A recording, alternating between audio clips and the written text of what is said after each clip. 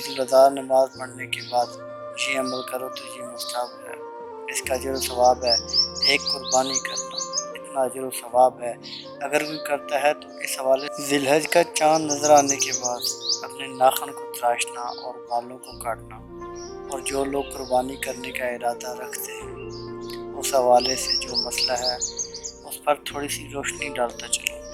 اس حوالے سے ایک حدیث مبارکہ ہے، حضور اکرم صلی اللہ علیہ وآلہ وسلم نے ارشاد فرمایا کہ جب ذی الحج کا عشرہ داخل ہو جائے تو اپنے ناخن نہ تراشو اور اپنے سر کے بالوں کو نہ کاٹو، اور غیر ضروری بالوں کی صفائی نہ کی جائے۔ اس کا مفہوم ہے کہ ذی الحج کا چاند دکھائی دینے سے پہلے اپنے ناخن کو تراشو اور سر کے بالوں کو کاٹ لو اور غیر ضروری بالوں کی صفائی کر لو۔ پھر اس کے بعد یہ بھی ہے کہ جو لوگ قربانی نہیں کر رہے ان کے لیے بھی یہی حکم ہے، اور ان کے لیے بھی اتنا ہی اجر و ثواب ہے، اور یہ مستحب ہے۔ اگر کوئی نہیں کرتا تو گناہ نہیں۔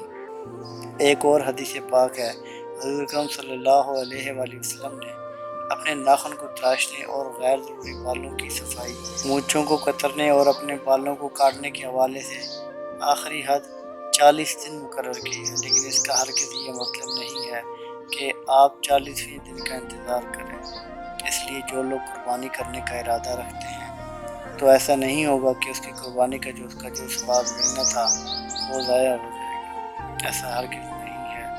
دوبارہ رپیٹ کرتے چلوں کہ ذی الحج کا چاند نظر آنے سے پہلے اپنے ناخن تراش لیں، اپنے بالوں کو کاٹ لیں، داڑھی کا خط بنوانا ہو وہ بنوا لیں، غیر ضروری بالوں کی صفائی کر لی جائے۔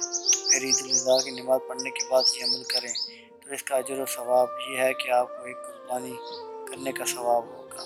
ایک اور بات، اگر کوئی کسی مجبوری کی وجہ سے اپنے بالوں کو کاٹ لیتا ہے، اپنی داڑھی کو سیٹ کروا لیتا ہے یا ناخن تراش لیتا ہے تو اس کے لیے اگر وہ عید الاضحیٰ کی نماز کے بعد کر لیتا ہے تو اسے دگنا اجر و ثواب ملے گا۔